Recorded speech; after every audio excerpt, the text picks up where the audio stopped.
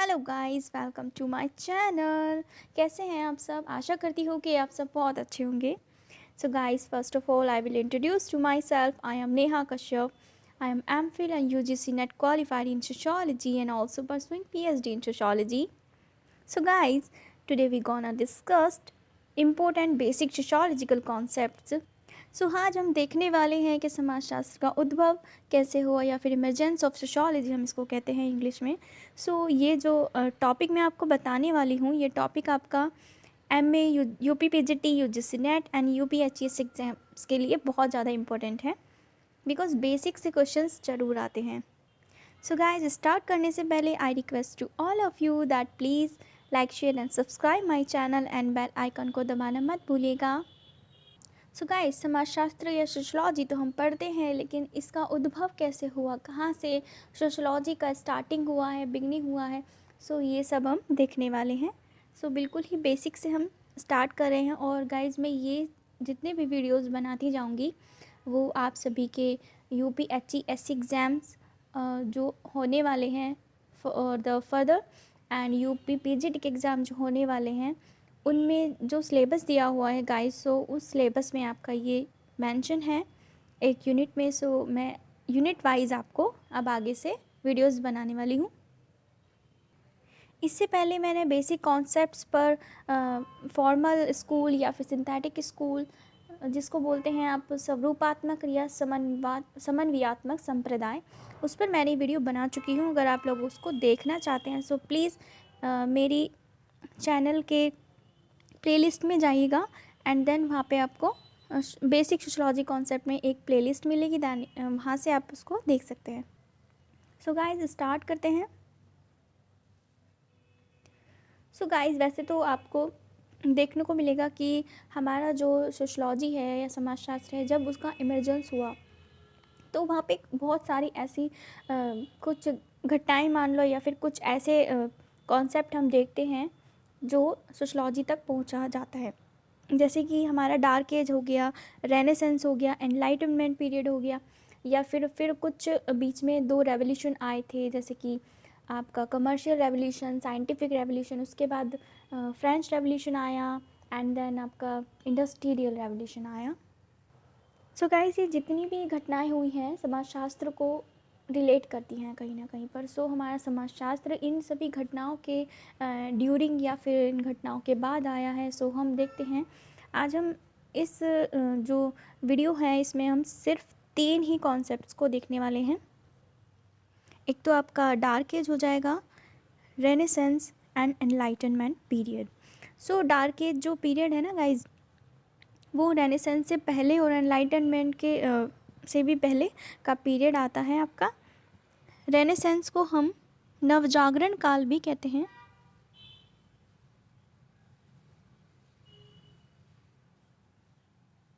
Okay guys, ये आप याद रख लीजिएगा, जो हिंदी वाले बच्चे हैं वो इसको देख सकते हैं। यहाँ पर हम गाइस सभी जो 3 कॉन्सेप्ट हैं, यहाँ पर जो 3 घटनाएं हुई हैं सोशलॉजी के इमरजेंस में, वो हम 1 बाय 1 देखने वाले हैं। गाइस, स्टार्ट करते हैं डार्क एज से। ध्यान रखेंगे कि मैं आपको एक स्टोरी की तरह इन सब स्टेजेस को या फिर एजेस को मैं आपको बताऊंगी। आपको अच्छे से सुनना है मुझे, और आप एक स्टोरी की तरह उसको याद रखिएगा। जब मैं आपको ये सब बता रही हूँ तो आप अपने माइंड में इमेजिनेशन कर सकते हैं, रिकॉल कर सकते हैं कि अच्छा उस टाइम पे ऐसा होता होगा, देन आप बहुत अच्छे से इसको सीख पाएंगे। गाइज, इंग्लिश से बिल्कुल भी मत डरिए कि इंग्लिश में मैंने लिखा है, बट मैं आपको हिंदी में बहुत अच्छे से एक्सप्लेन करूँगी। गाइज, जो डार्क एज है हमारी, वो यूरोप से रिलेटेड है, यूरोप की हिस्ट्री में आता है। एंड ये 15th सेंचुरी में स्टार्ट हुआ था एक रोमन एम्पायर में। गाइज, वहाँ पे होता क्या था मैं आपको बताती हूँ कि जो डार्क एज था वो एक ऐसा एज था, इस एज में जो वहाँ पे लोग रहते थे, वो लोग जो हैं बहुत ही ज़्यादा अंधविश्वासी थे, सुपरस्टिटियस, या फिर मतलब एक तरीके से सामाजिक बुराइयों से घिरे हुए थे। उनको ये भी नहीं पता था कि हम जो है अंधविश्वास पे ज़्यादा फोकस बनाए रख रहे हैं। वो लोग क्या थे कि पढ़े लिखे भी नहीं होते थे, वो लिखना भी नहीं जानते थे। सो वहाँ पर जो है स्वतंत्रता की भी बहुत ज़्यादा कमी थी, लोग बाग धर्म को ही मानकर चलते थे।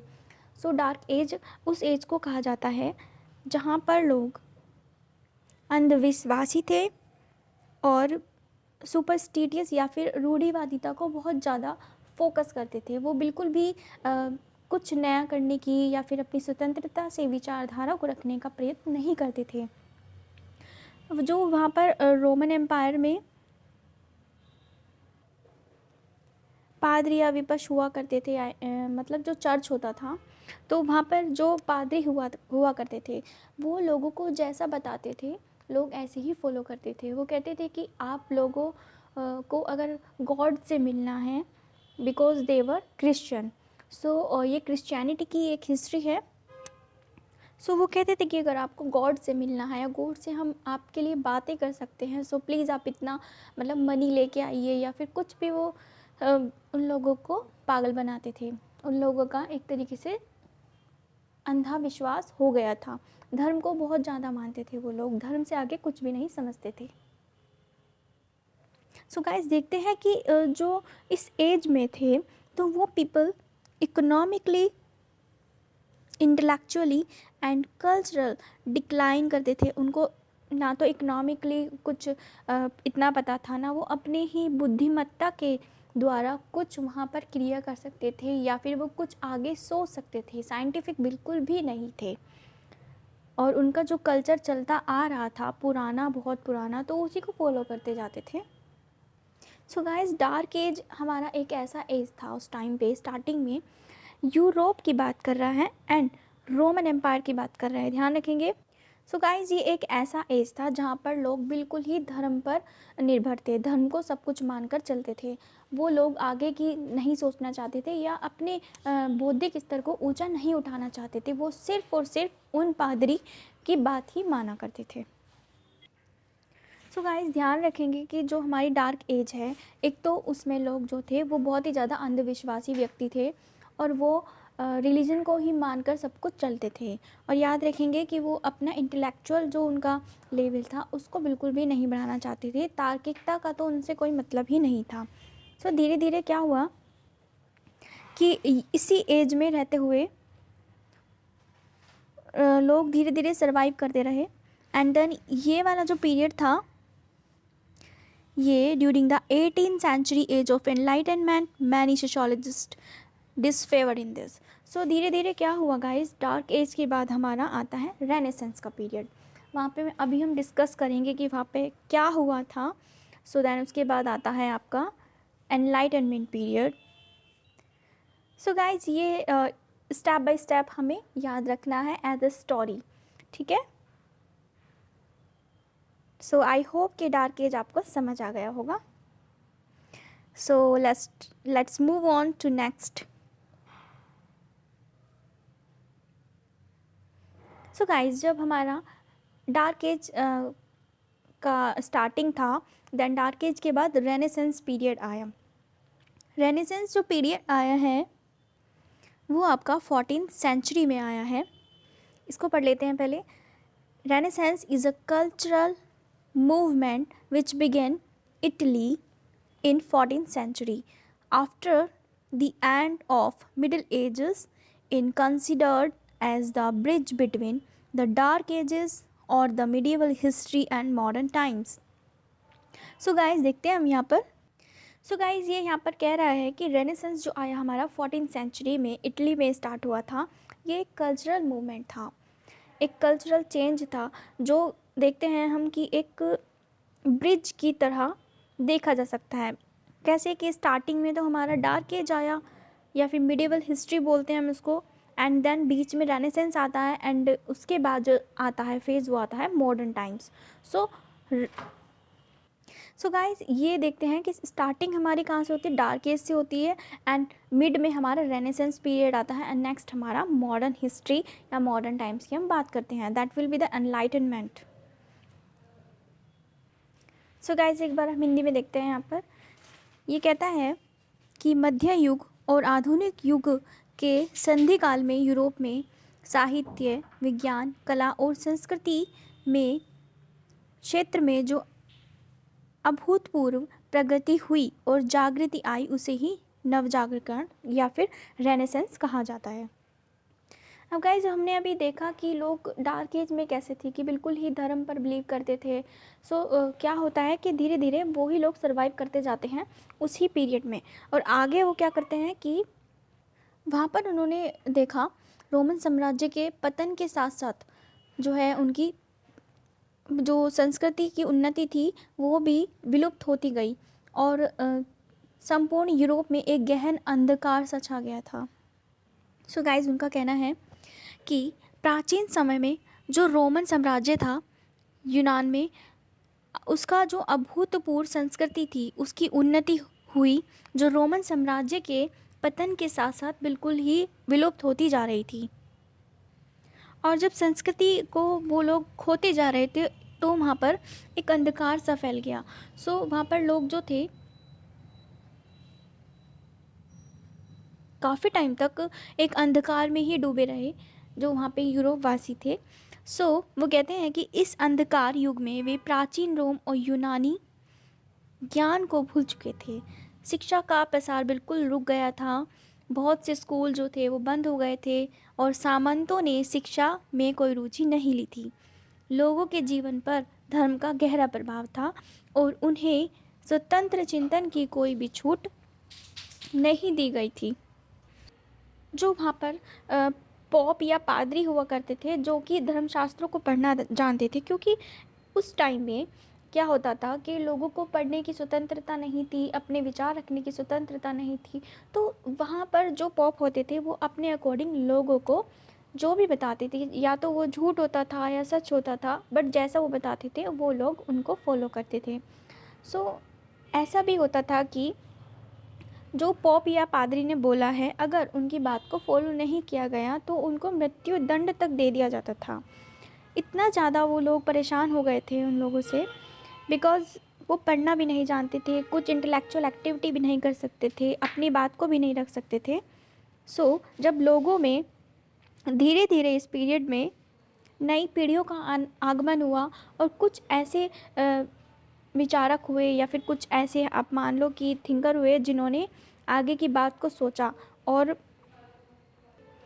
अब ऐसा समय आया धीरे धीरे कि अब जो पुराने टाइम से जो भी पीढ़ीगत विचार चले आ रहे थे, उन लोगों जो नए पीढ़ी के लोग थे उन लोगों ने अब उन विचारों का खंडन करना शुरू कर दिया। उन लोगों ने समझा कि अरे ये तो जो पादरी हैं, ये पॉप हैं जो हमारा, ये तो हमें कुछ भी बता देते हैं, इसका साक्ष्य कहाँ है जो इन्होंने बताया है कि हमें गॉड से मिलना है। गॉड से मिलने के लिए हमसे इतना पैसा ले रहे हैं या फिर हमसे इतना कुछ लेते हैं, करवाते हैं। यहाँ हमने जब उस चीज़ को पढ़ा ही नहीं है हम कैसे माने। तो उन लोगों में थोड़ी थोड़ी जागृति आनी स्टार्ट हो गई थी। गाइस एक्सप्लेनेशन से हम देख लेते हैं कि आपका रेनेसेंस का मतलब क्या होता है। गाइस देखते हैं यहाँ पर रेनेसेंस या फिर इसको नवजागरण काल भी कहा जाता है। लिटरेली इसका जो मीनिंग है वो है रीबर्थ और रीअवेकिंग, नया जन्म या फिर पुनर्जन्म। जो लोग इसको नया जन्म या फिर पुनर्जन्म इसलिए बोला गया है क्योंकि जो लोग इतने डीपली अंधकार में चले गए थे, जो सिर्फ धर्म को सब कुछ मानते थे, उन लोगों का एक नया जन्म हुआ था, क्योंकि अब वो अपने विचारों के द्वारा उन सब चीज़ों को समक्ष रखते हुए समझने लगे थे। अपनी एक तार्किक दृष्टि से वो इन सब चीज़ों को देखने लगे थे। गाइस इसका क्या मीनिंग होता है? इट मीनिंग रेनेसेंस का कि इंटेलेक्चुअल कॉन्शियसनेस या फिर बौद्धिक चेतना, इंटेलेक्चुअल पावर या फिर चिंतन शक्ति। गाइस अब उन लोगों में धीरे धीरे जैसे जैसे वो आगे इस एज में जाते गए, दैन उनका जो इंटेलेक्चुअल कॉन्शियसनेस है या बौद्धिक चेतना है वो ऊपर की ओर बढ़ती चली गई, या फिर उनकी चिंतन शक्ति जो है वो मजबूत होती चली गई। वो अब रैशनल चीज़ों को धीरे धीरे सोचने लगे हैं। गाइस जैसे पहले डार्क एज में हमने देखा था कि लोग बाग ये सोचते थे कि आपको अगर अच्छे से आप पादरी का या फिर पोप का आप आदर करेंगे या उनको पैसा देंगे, धन देंगे, तो भगवान खुश होंगे, गॉड खुश होंगे, एंड देन आपको वो स्वर्ग में डालेंगे। अगर आप ऐसा नहीं करेंगे तो आपको नरक दे दिया जाएगा। अब रेनेसेंस के टाइम क्या हुआ कि लोगों ने स्वर्ग, नर्क एवं परलोक के स्थान पर इसी लोक को जानने की जिज्ञासा पैदा हुई उन लोगों के अंदर, और वो अब अपने राष्ट्र के लिए कुछ करना चाहते थे, अपने राष्ट्र के लोगों के लिए कुछ करना चाहते थे। सो गाइस, क्या हुआ कि अब लोगों में इस समय पे आने के बाद लोगों में धार्मिक समस्याओं के स्थान पर अब सामाजिक समस्याओं को महत्व देने की ज़्यादा इच्छा रहने लगी। प्राचीन संस्कृति की सभी श्रेष्ठ बातों के प्रति सम्मान और प्रेम बढ़ा। यूनान में गौरव और रोम की भव्यता को स्वीकार किया गया। सो गाइज, धीरे धीरे यहाँ पर चेंजेस आने लगे इस एज में, रेनेसेंस की टाइम में। सो गाइज, हम यहाँ पर देखेंगे कि जैसे जैसे रेनेसेंस या फिर नवजागरण काल आया है तो कैसे कैसे चेंजेस आए हैं। सो सबसे पहले देखेंगे हम कि उस टाइम में importance was given to independent thinking, या फिर स्वतंत्र चिंतन की को महत्व दिया जाने लगा। स्टार्टिंग में क्या होता था, डार्क एज में बिल्कुल भी स्वतंत्रता नहीं थी, जैसा वो लोग चर्च की तरह सोचते थे, तो ऐसे ही उसको लिया जाता था। एग्जाम्पल हम ये भी सोच सकते हैं कि जैसे हमारे इंडिया में पहले ब्राह्मण समाज को ज़्यादा इम्पोर्टेंस दिया जाता था प्राचीन काल में। तो क्या होता था कि जो लोग ब्राह्मण जो थे वो बहुत शिक्षित थे, क्योंकि वो सभी शास्त्रों को पढ़ सकते थे, और वो अलाउ भी नहीं करते थे किसी और किसी और शास्त्र, कोई और उस शास्त्र को पढ़े। सो गाइस, देखा जाता है कि हमारे समाज में, हमारे भारतीय समाज में भी ये सब चीज़ें थी। हमारे भारतीय समाज में भी उन लोगों ने जो कि सब कुछ जानते थे, उन लोगों ने भी काफ़ी जो कह सकते हैं कि जो कि मार्जिनलाइज्ड पीपल थे, इवन जो बहुत ही गरीब या फिर बैकवर्ड लोग थे, उनको वो लोग कुछ भी शिक्षा ग्रहण नहीं करने देते थे, जिससे कि वो अपने ही हिसाब से सब कुछ चला सकें। सो गाइज, ये ऐसा कुछ सिस्टम हमारे इंडिया में एंशिएंट टाइम में होता था। तो क्या हुआ वहाँ पे धीरे धीरे अब लोगों में चिंतन करने की, या फिर अपने विचारों को अच्छे से रखने की, अपने विचारों को प्रकट करने की बात उनके मन में आने लगी। सो गाइस, सेकंड आता है हमारा free humans from bondage of superstitious stereotype religion and church. मानव को अंधविश्वास, रूढ़ियों, धर्म व चर्च के बंधनों से मुक्ति दिलाई। जैसे जैसे रेनेसेंस टाइम आया हमारा, तो उस टाइम पे क्या हुआ कि जो इंटेलेक्चुअल पावर थी वो इंक्रीज़ होने लगी, लोगों ने थोड़ा रैशनल होकर सोचना स्टार्ट कर दिया। सो अब क्या हुआ कि वो लोग अंधविश्वास से दूर होते जा रहे थे, रूढ़ियों से दूर होते जा रहे थे, और धर्म के स्थान पर वो समाज को या फिर राष्ट्र को महत्व देने लगे, और चर्च को भी वो अब इतना ज़्यादा इम्पोर्टेंस नहीं देते थे। तो ध्यान रखेंगे गाइस कि वो इन सब से मुक्ति जो पाई है उन्होंने, वो रेनेसेंस पीरियड में आके पाई है। सो गाइस, थर्ड आता है हमारा कि राइज ऑफ ह्यूमनिस्टिक आइडियोलॉजी। अब एक ह्यूमनिस्टिक आइडियोलॉजी बनाई गई, मानवतावादी विचारधारा का उदय हुआ। कैसे कि जब डार्क एज थी, डार्क एज में जो पॉप हुआ करते थे वो अपनी ही बात को मनवाने के लिए लोगों को फोर्स किया करते थे। दूसरे की क्या इच्छा है, क्या वो अपने इस जो उन्होंने बताया है उसको एक्सेप्ट करना चाहता है अंदर से या नहीं, उस चीज़ पर बिल्कुल भी ध्यान नहीं दिया जाता था। और अपनी बात मनवाने के लिए अगर कोई उनकी बात नहीं मानता है तो उनको मृत्यु दंड तक दे दिया जाता था। सो गाइज, ये एक बहुत ही ह्यूमनिस्टिक अप्रोच में हम देख सकते हैं कि बहुत ही बुरा उनके साथ व्यवहार होता था, और वो लोग इस चीज़ को समझ भी नहीं पाते थे, और कुछ लोग समझते भी थे तो वो अपना जो है विचार नहीं रख सकते थे। तो स्टार्टिंग में ऐसा था, जब रेनेसेंस पीरियड आया तो धीरे धीरे ये सब चीज़ चेंज होने लगी। अब मानवतावादी विचारधारा का उदय हुआ। नेक्स्ट आपका फोर्थ आता है importance to science and intellectuality. विज्ञान व बौद्धिकता का महत्व बढ़ा। पहले जो लोग थे वो बिल्कुल भी साइंस से रिलेटेड नहीं थे, विज्ञान को बिल्कुल भी नहीं जानते थे। वो लोग सिर्फ़ और सिर्फ धर्म की बात को मानते थे, किसी भी घटना के पीछे वो धर्म का ही व्यवहार को देखते थे। अब क्या हुआ धीरे धीरे रेनेसेंस पीरियड के आने के बाद कि विज्ञान का बहुत ज़्यादा महत्व देखने लगे। कुछ भी अगर कोई घटना हो रही है या फिर कोई कुछ पॉप या पादरी बोल रहे हैं तो उसको एक तरीके से वो साइंटिफिक वे से देखने लगे, अपने इंटेलेक्चुअल लेवल को अप करके वो उस चीज़ को देखने लगे। सो गाइज जो रेनेसेंस का टाइम आया उसमें क्या हुआ कि अब वो घटनाओं की व्याख्या निरीक्षण, अन्वेषण, सत्यापन और परीक्षण के आधार पर ही करने लगे। अब वो ये नहीं कहते थे कि हमारे पोप ऐसा बोल रहे हैं तो हम सिर्फ इसी को मानेंगे, नहीं, वो अब इंटेलेक्चुअल एंड साइंटिफिक वे से चीज़ों को देखने लगे थे। सो गाइज इस टाइम में बहुत सारे फ़िलासफ़र हम देख सकते हैं, बहुत सारे फ़िलासफ़र थे जिन्होंने अपनी आर्ट्स के थ्रू अपना टैलेंट दिखाया, एंड बहुत सारे थे कि जो कुछ कल्चर की पर्सपेक्टिव से थे, जिन्होंने कुछ ने बुक्स लिखी हैं, कुछ ने पोएम्स लिखी हैं। सो उससे क्या हुआ कि रीबर्थ हुआ, लोगों में एक जागरण आया, लोगों ने पढ़ना स्टार्ट किया, लोगों ने धीरे धीरे उन सब चीज़ों को समझा।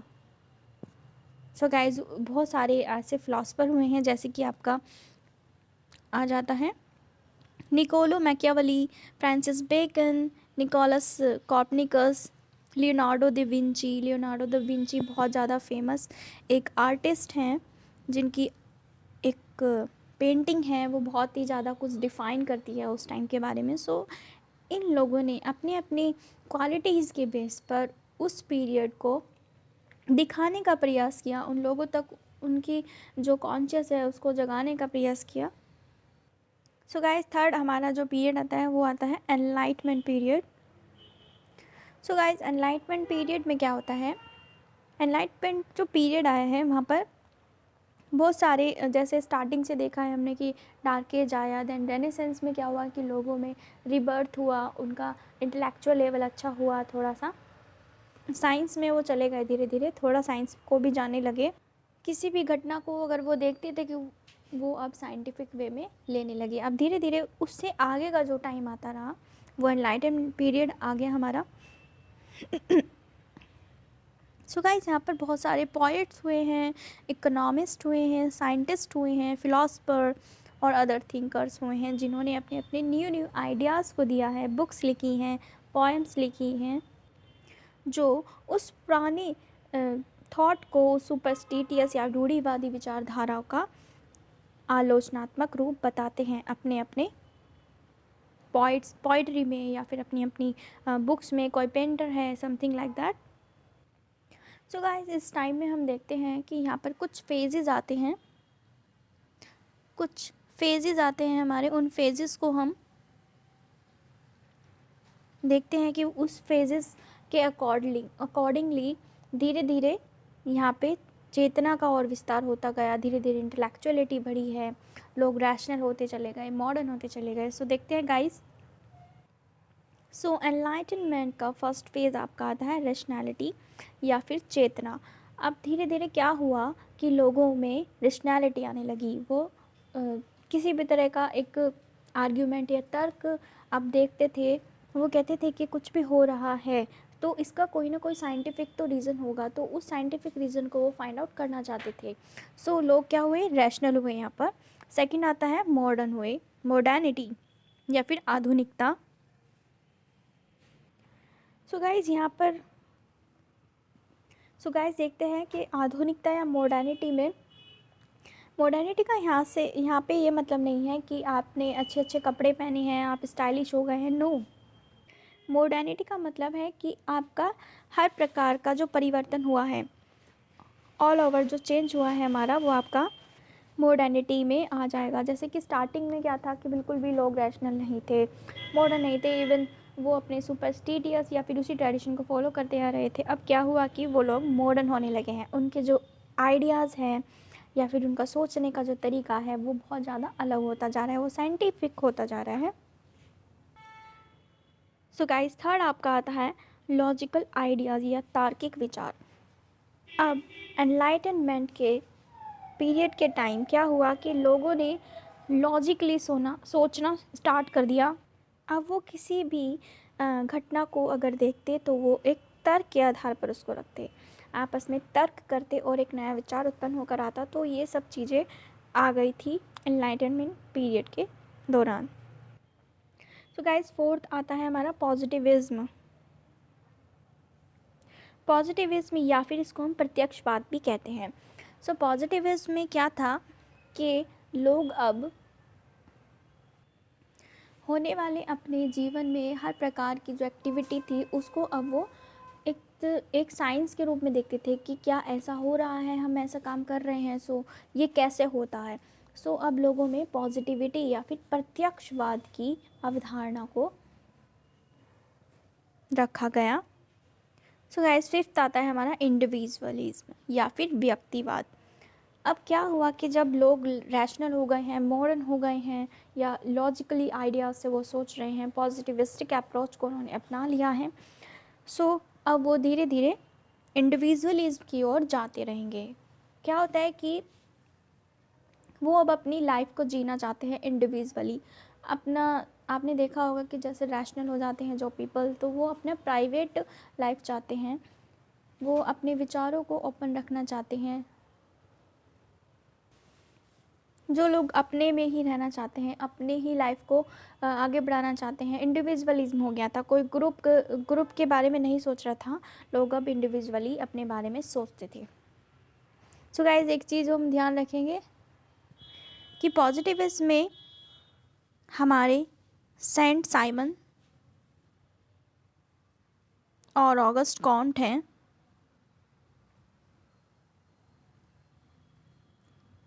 इन दोनों थिंकर्स ने पॉजिटिविज्म को अपने अपनी थियोरीज़ में रखा। उनके पर्सपेक्टिव से इन लोगों ने आगे अपनी थियोरीज़ बनाई। ऑगस्ट कॉन्ट जो हैं हमारे, वो फादर ऑफ सोशियोलॉजी हैं और वो सेंट साइमन के शिष्य भी थे। सो गाइस, देखेंगे ये सब चीज़ें। आई होप कि आप सब ने ये सब अच्छे से समझ लिया होगा। So guys, thank you so much for watching my video. If you like my videos, so please like, share and subscribe my channel. So guys, आप लोगों के लिए मैं आगे भी ऐसे ही वीडियोस बनाती रहूँ। So please guys, मेरा चैनल को सब्सक्राइब कर लीजिएगा एंड बेल आइकन को दबाना मत भूलिएगा। So guys, we will focus on this. Say dreams, believe in yourself and achieve your goals. So guys, you can achieve your goals, just do hard work continuously. Okay, thank you so much.